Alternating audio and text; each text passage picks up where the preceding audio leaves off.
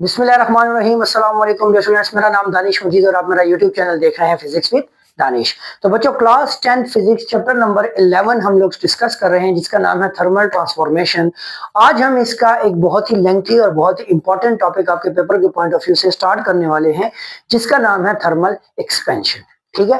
अब thermal expansion क्या होती है बच्चों, कि जब हम किसी भी मैटर को हीट प्रोवाइड करते हैं, टेम्परेचर उसका इंक्रीज होता है, उस इंक्रीज इन टेम्परेचर की वजह से या चेंज होने की वजह से उसकी लेंथ में, उसके वॉल्यूम में जो एक्सपेंशन देखने को मिलती है, जो चेंज देखने को मिलता है, इस टॉपिक के अंदर ये तमाम की तमाम कॉन्सेप्ट्स हम लोग डिस्कस करेंगे। ठीक है। हम पहले एक्सपेंशन इन सॉलिड को देखेंगे, फिर थर्मल एक्सपेंशन इन लिक्विड्स देखेंगे, उसके बाद गैसेस को भी डिस्कस करेंगे। तो मोस्टली हमारे पास जो मेजर टॉपिक है वो इसी के अंदर सॉलिड और लिक्विड में आने वाले हैं, जो कि इंपॉर्टेंट है बहुत ज्यादा आपके पेपर के पॉइंट ऑफ व्यू से। ठीक है। अब बच्चों देखो, थर्मल एक्सपेंशन क्या होती है, मैंने इसको डिफाइन किया है कि increase in size of matter on heating. हमारे पास थर्मल एक्सपेंशन का मतलब है कि किसी भी ऑब्जेक्ट के साइज में इंक्रीज आना, जब हम उसका टेम्परेचर को इंक्रीज करते हैं। ठीक है। There are three types of expansion. One is linear, second one is surface and third one is volumetric. Linear जो है वो वन डायमेंशनल है, सरफेस टू डायमेंशनल और three dimensional. One by one करके हम लोग इनको डिस्कस करेंगे। ठीक है। अब देखिए, लीनियर थर्मल एक्सपेंशन को पहले समझ लेते हैं एग्जांपल्स के जरिए डेली लाइफ में। देखिए बच्चों, मोस्टली मैटर जो होता है ना, वायर्स वगैरह देख लें आप, या कोई भी चीज देख लें, जैसे बिजली की तारें होती हैं, बेस्ट एग्जांपल है। गर्मियों में आप देखेंगे उनको कि वो हीट, चूंकि गर्मियों में टेम्परेचर ज्यादा होता है, टेम्परेचर ज्यादा होने की वजह से वो तारें जो है तो वो थोड़ी सी यूं टेढ़ी हुई होती हैं, लाइक दिस। यहाँ से उनका पेट नीचे की तरफ निकला होता है। ठीक हो गया। तो ये एग्जाम्पल सही रहेगी है, उनका पेट निकला होता है नीचे की तरफ थोड़ा सा। अब वो क्यों होता है? बिकॉज ऑफ कि थर्मल एक्सपेंशन हुई पड़ी होती है वहां पे। वो हमारे पास वायर्स जो हैं तो वो एक्सपेंड कर जाती है। अब वो कुंडों से आगे तो नहीं निकल सकती, यहां से तो वो फिक्स्ड है ना, जाहिर बात है वो नीचे की तरफ थोड़ी सी हैंग हो जाएगी। बट वहीं पे अगर आप सर्दियों में देखिए तो फिर टेम्परेचर बहुत ज्यादा डाउन होता है, और हमें पता है कि मैटर जो है वो जब वो हीट रिलीज करता है तो वो कॉन्ट्रैक्ट होता है, तो फिर वायर जो बिल्कुल स्ट्रेट होती हैं। समझ आ रही है? आप में से स्टूडेंट जो है तो जो मोस्टली जो बाइक ड्राइव करते होंगे तो उनको ये पता होगा कि सर्दियों में मोस्टली हमारे पास, हम सुबह सुबह ना अर्ली मॉर्निंग क्लच की वायर को जैसी क्लच पकड़ते हैं तो वो इतनी ज्यादा सख्त हुई होती है बिकॉज ऑफ कंट्रक्शन, कि वो हम सडनली अगर उसको प्रेस करते तो वो टूट जाती है। तो टूटने का रीजन क्या होता है कि वो कंट्रक्शन की वजह से इतनी स्ट्रांग हुई होती है, और गर्मियों में मोस्टली ये क्लच की वायर नहीं टूटती। क्यों नहीं टूटती? क्योंकि वहां पे ऑलरेडी एक्सपेंशन हुई होती है। ठीक हो गया। तो इसके पीछे हमारे पास डिफरेंट, हम लोग एग्जांपल्स को भी इस टॉपिक के अंदर डिस्कस करेंगे थर्मल एक्सपेंशन से रिलेटेड। तो सबसे पहले हम बात करते हैं बच्चों linear thermal expansion in solids. Solids के ऊपर बात करते हैं, इसके फिर हम लोग वन बाय वन सारी चीजों को देखेंगे। फिर वॉल्यूम के यहाँ पे linear thermal expansion of solid है, इसके बाद volume thermal expansion in solid देखेंगे, फिर लिक्विड्स की तरफ जाएंगे, तो ऑनवर्ड इसी तरह बढ़ते जाएंगे। ठीक हो गया। तो सॉलिड से स्टार्ट करते हैं। ठीक है। तो solids, linear thermal expansion in solids का मतलब क्या है कि change in length of solid on heating. मेरे पास लेट सपोज एक सॉलिड बार है, रॉड है। ठीक है। ये उसकी इनिशियल लेंथ है। ठीक है बच्चों, जिसको मैं एल नॉट कह देता हूं, और यहाँ पे इसका जो टेम्परेचर है दैट इज टी नॉट। सही हो गया। एल नॉट लेंथ है और टी नॉट उसका टेम्परेचर है। ठीक हो गया। अब हम लोगों ने क्या करना है, इसको हीट अप करना है। हीट अप करने से जब इसकी लेंथ में चेंज आएगा, जब इसकी लेंथ में चेंज आएगा तो हम कहेंगे कि यहाँ पे क्या हुई है, थर्मल एक्सपेंशन इन सॉलिड हुई है, which is linear thermal expansion. ठीक है। तो हीट करने से इसकी लेंथ में चेंज आएगा। तो मेरे पास लेट सपोज मैंने इसको हीट किया, तो हीट करने से इसकी लेंथ में चेंज आ गया, लाइक यहां से यहां। ठीक हो गया। इतना चेंज इसमें आ गया। चले, ये रेड वाला इसका चेंज आ जाएगा। रेड वाला क्या आ जाएगा, चेंज, जिसको हम डेल्टा एल से रिप्रेजेंट कर देते हैं। अब चेंज के बाद इसकी जो लेंथ बन जाएगी वो यहां से यहां तक, उसको हम एल से रिप्रेजेंट कर देते हैं, और ये जो टेम्परेचर होगा उसको हम टी से रिप्रेजेंट कर देंगे। और इस चेंज को लाने के लिए जो टेम्परेचर होगा वो डेल टी कहलाएगा, जिसका टेम्परेचर हमने चेंज किया है। ठीक है। अब इसकी रॉड की ये जो एक्सपेंशन है बच्चों, ये लीनियर थर्मल एक्सपेंशन, ये तीन चीजों पर डिपेंड करती है। कितनी चीजों पे? तीन पे। One, change in temperature. सबसे पहले वो टेम्परेचर पर डिपेंड करती है। ये जो चेंज इन लेंथ हुई है ना, ये पहले डिपेंड करती है चेंज इन टेम्परेचर के ऊपर, कि टेम्परेचर के अंदर कितना चेंज आया है। ठीक है, तो पहले हम लिख लेते हैं कि हमारे पास इसकी जो डिपेंडेंस है, डिपेंडेंस, अब change in length is proportional to change in temperature. ठीक है, कि टेम्परेचर में चेंज कितना आया है। ठीक हो गया। अच्छा, उसके बाद ये डिपेंड करती है ओरिजिनल लेंथ के ऊपर। ठीक है, ओरिजिनल लेंथ के ऊपर क्यों डिपेंड करती है? देखो बच्चे, एक रॉड छोटा होगा तो छोटा रॉड होगा तो उसके अंदर पार्टिकल्स कम होंगे, पार्टिकल्स कम होंगे तो हमारे पास क्या होगा, हीट की वजह से जब टेम्परेचर इंक्रीज होता है तो पार्टिकल्स एक दूसरे को पुश करते हैं, तो उस पुश करने के दौरान हमारे पास उसके टेम्परेचर में चेंज आता है।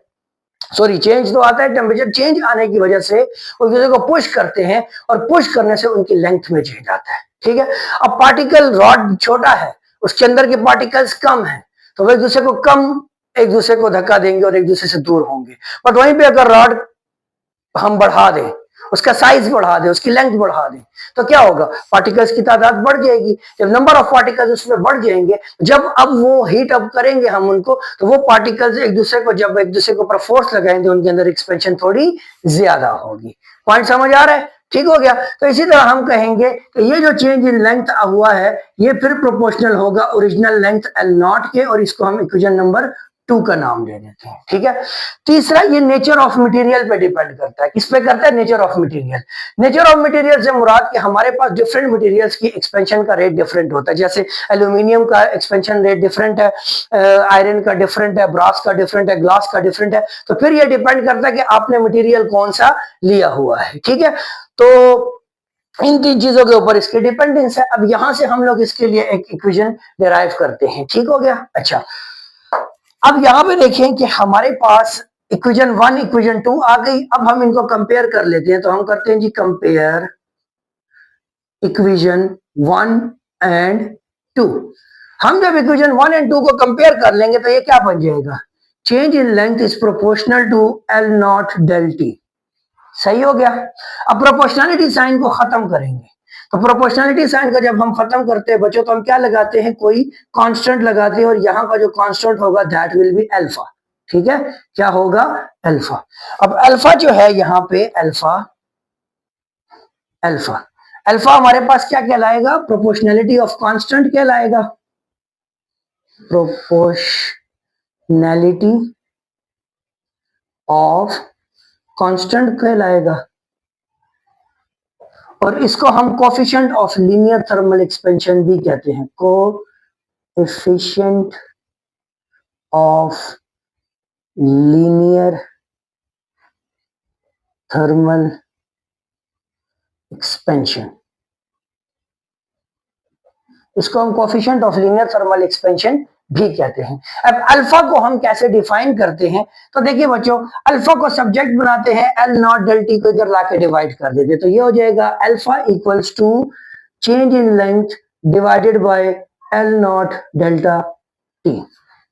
सही हो गया, समझ आई आपको? अच्छा, अब हम लोग क्या करते हैं बच्चों, इसमें थोड़ा सा इसको ना मॉडिफाई करके लिखते हैं। मॉडिफाई करके लिखेंगे तो फिर हमें सही समझ आएगी। हम यहाँ पे क्या करते हैं जी, अल्फा को लिख लेते हैं, अल्फा हमारे पास आ जाता है, इसको मैं यूं लिख सकता हूं, delta L divided by L0 multiply 1 divided by delta T। मैंने ये लेंथ वाले पैरामीटर है जो ये वाला, इसको मैंने अलग करके लिख लिया, मल्टीप्लाई 1 बाय डेल T को अलग लिख दिया। दोनों को जब आप दोबारा मल्टीप्लाई करोगे तो ये चीज आपको दोबारा मिल जाएगी। ठीक हो गया। अच्छा, अब देखें, अगर मैं इसको यूं लिखूं तो कोई हर्ष तो नहीं है, delta L divided by L0 whole divided by del T।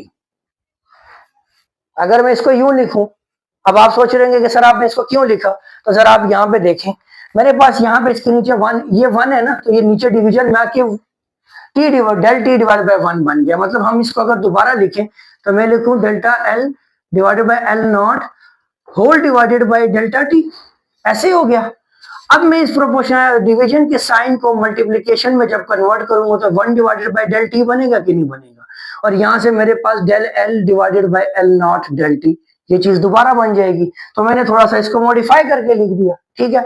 अब यहां पे देखें तो ये मेरे पास फ्रैक्शनल चेंज इन लेंथ का कॉन्सेप्ट आ जाता है। क्या आता है? Change in length divided bye, अब देखें यहां पे ये एक्चुअली मेरे पास बनता क्या है, देखिए डेल्टा एल क्या है? That is change in length, change in length ऐसा ही है, डिवाइडेड बाय एल नॉट क्या है? ये मेरे पास ओरिजिनल लेंथ है, ये मेरे पास ओरिजिनल लेंथ है, सही हो गया। अच्छा, और whole divided by change in temperature, change in temperature, ये चीज बन गई, ठीक है। अब ये जो अल्फा आएगा, change in length divided by original length, बच्चों इसको हम लोग कहते हैं फ्रैक्शनल चेंज इन लेंथ। यहां पे ये जो आ रहा है ना, तो ये दोनों लेंथ्स हैं, दोनों के फ्रैक्शन में आ रही हैं। एक चेंज इन लेंथ है डिवाइडेड बाय ओरिजिनल लेंथ है, ठीक है। तो इसको हम क्या देंगे? फ्रैक्शनल चेंज इन लेंथ, तो alpha equals to fractional change in length divided by del T means के चेंज इन टेम्परेचर, ठीक हो गया। अच्छा, अब हमारे पास इस, मैं यहां से इसको मिटा देता हूं। अब अल्फा को जरा देखते हैं कि देखिए अल्फा मेरे पास आ गया है fractional change in length divided by change in temperature. अब हमारे पास अल्फा एक्चुअल में होता क्या है बच्चों? अल्फा हमारे पास, अल्फा इज ए कांस्टेंट, ये मेरे पास एक कांस्टेंट प्रोपोर्शनैलिटी है, ठीक हो गया। Constant proportionality, proportionality of constant, इसको यूं कर देते हैं। अल्फा मेरे पास प्रोपोर्शनैलिटी ऑफ कांस्टेंट आ गया। अच्छा, अब ये प्रोपोर्शनैलिटी ऑफ कांस्टेंट है, बट ये किस किस चीज के ऊपर डिपेंड, इसको हम लिखते हैं कि it is the fractional it is the fractional change in length,